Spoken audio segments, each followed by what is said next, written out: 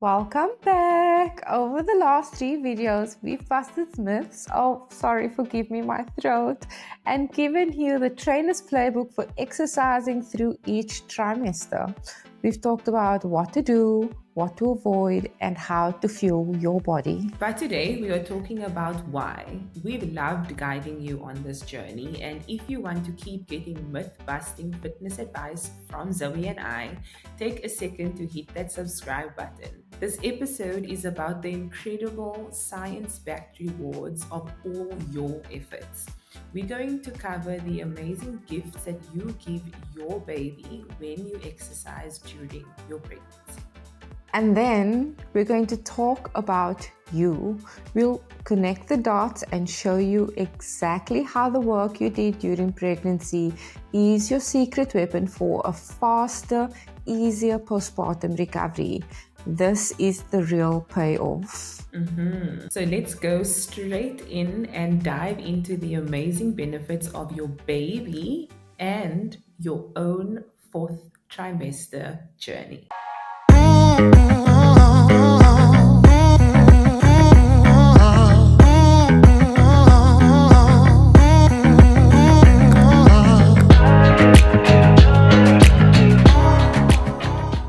Okay, so when you exercise during pregnancy, you are doing so much more than just keeping yourself fit. We've spoken about this. You are actively programming your baby's health for the future. It's one of the most profound gifts that you can actually give them. It's like a future investment. Yeah. It is. So let's start with their brain. Here's a fascinating fact for you. Studies have shown that babies of moms who exercise during pregnancy are born with more advanced neurodevelopment. Yes, you heard that right. They literally have more active and more mature brains at birth. Exercise has also been linked to improved memory and language skills later on in life. Isn't that wild? That's wild. That is insane. And the benefits don't stop there. Research has also found that these babies can have stronger, healthier hearts, and get this, exercise during pregnancy is also associated with a reduced risk of the child developing certain metabolic diseases like obesity and diabetes later on in life. Insane. Wow, that is so crazy. So, if you think about it, while you were doing those squats and going for those walks, you weren't just training for labor, you were building a healthier human, quite literally. And it's such a powerful legacy that starts before they even take their very first breath.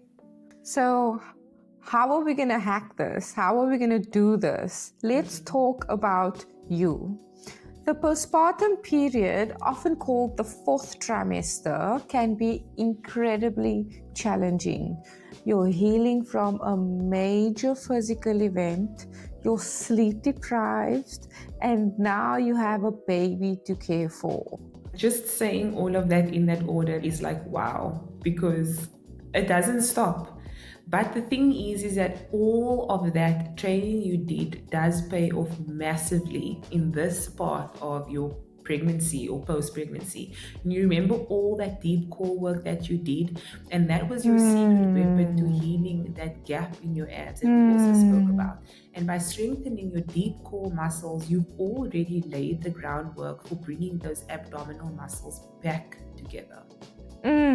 That is spot on, Donaé.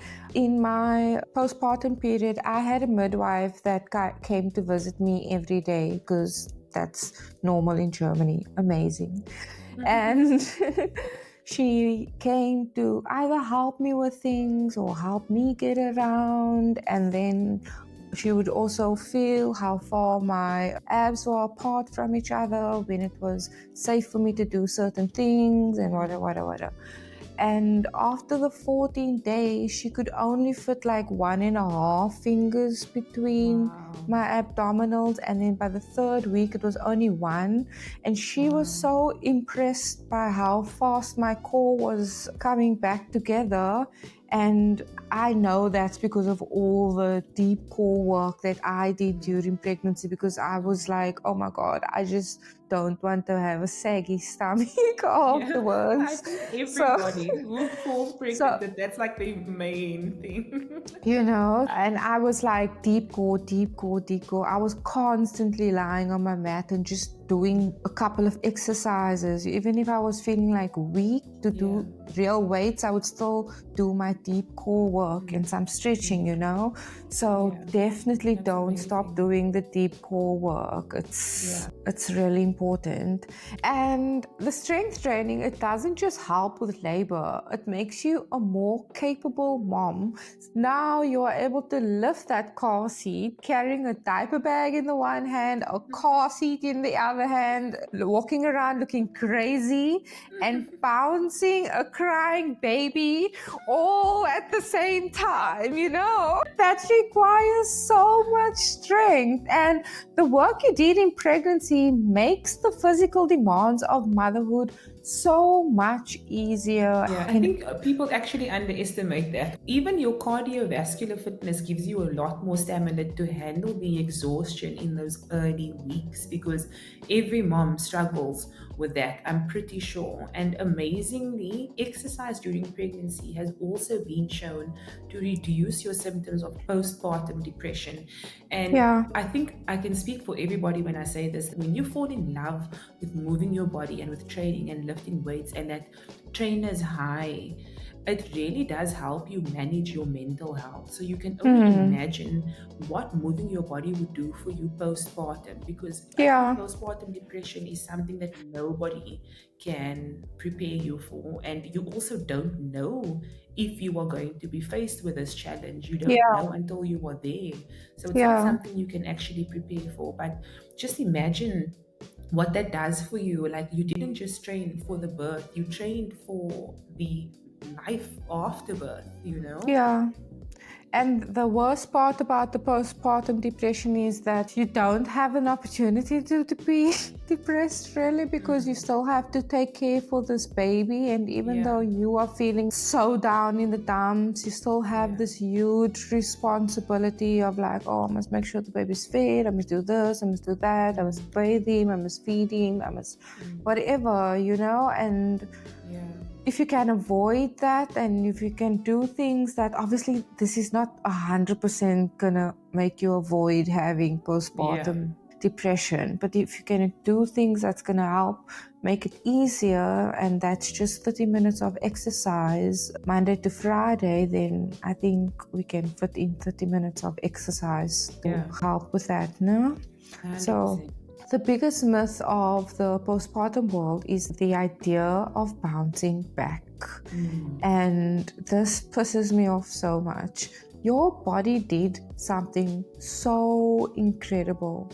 It does not need to bounce back to what it was, it needs to heal and recover. Your body has completely changed, and I had to get over this.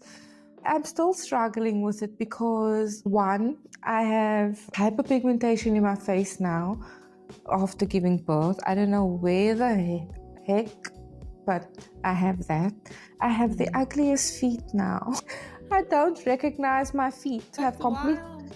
Yes, my feet have completely changed forms because of the way they were just swollen all the time. They don't look like my feet anymore. Even my nail shape changed. It's weird. That's And wild. and then I have the widest upper body ever. Always feel like I'm like walking like this. So I'm also having to constantly remind myself and tell myself, you are probably maybe you could be, but probably not going to be the same as you are. And that's also okay. Yeah, for And sure. constantly having to say that to myself, it's okay if you find a new body. So for your new part of life, Yeah, maybe put it like that, and it makes a bit more sense and a it's easy bit more to sense. accept. Yeah, Yeah. yeah, for sure. And the thing about this is that the timeline is different for everybody. So, generally, if you have had an uncomplicated vaginal delivery, you might be cleared for gentle exercise within a few weeks only. And then for a C section or any other complications that you may face in the labor room, you'll need to wait for the doctor's official okay, which is often around 6 to 8 weeks. But cleared for exercise doesn't necessarily mean I'm jumping straight into your old routine. I was Yeah. doing CrossFit, so let me go straight to the CrossFit, or let me go and run a 42.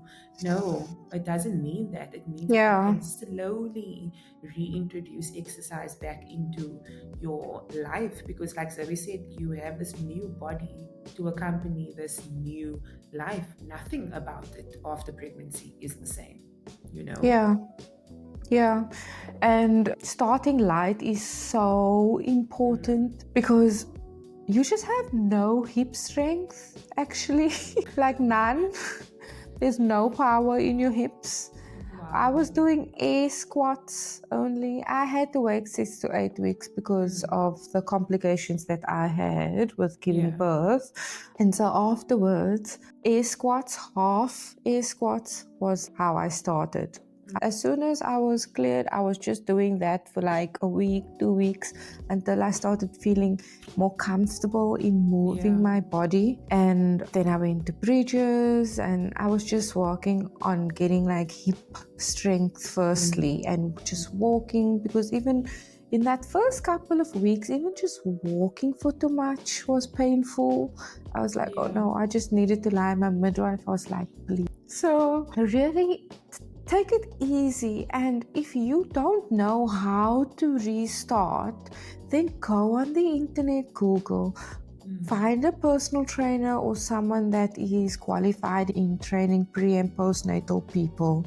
Get the resources so that you don't just go full speed in again and Yeah. then you end up hurting yourself or damaging something or whatever, and then you are back out of it for even longer time. So Yeah. start slowly. It's okay to start slowly, and it's okay to start at the beginning again. And the trainer's secret for returning to exercise is to start from the beginning, like I just mentioned. Go back to the foundational moves from the first trimester. Start with deep breathing and connecting to your breath and your pelvic floor, and then slowly reintroduce low impact movements and core stability exercises. And that's all you need in the beginning. Yeah. Plus patience. You also need a lot of patience, and you also need to listen to your body. You need to look for those signs that your body's telling you, you're doing too much. I need you to Yeah. slow down, like pain or pressure or anything that's uncomfortable, actually, because your goal is not to erase the evidence of pregnancy. You don't want your body to look like a baby never came out of me, even though that is what a lot of people go for. They want to, Yeah. the bounce back thing. I want to look like I did not give birth. And yes, there's Yeah. a huge number of women that are able to achieve this. And then there's also a huge number of women that are not able to achieve this. And again, bringing it back to what we said earlier, everybody is different. Everybody's journey is different. So you need to be patient with yourself, and you need to listen to your body, because that's Yeah. important. At the end of the day, you are doing this to rebuild your foundation so that you can be strong and ultimately pain free for the X amount of years to come. Yeah, for sure. So the payoff for all your hard work is huge. It's massive, mamas. You've given your baby an incredible head start in life and laid the foundation for your own strong recovery. And it shows that the principles that we have spoken about, like being smart, being consistent, having movement, and nourishing your body, all of them have benefits that last you a lifetime.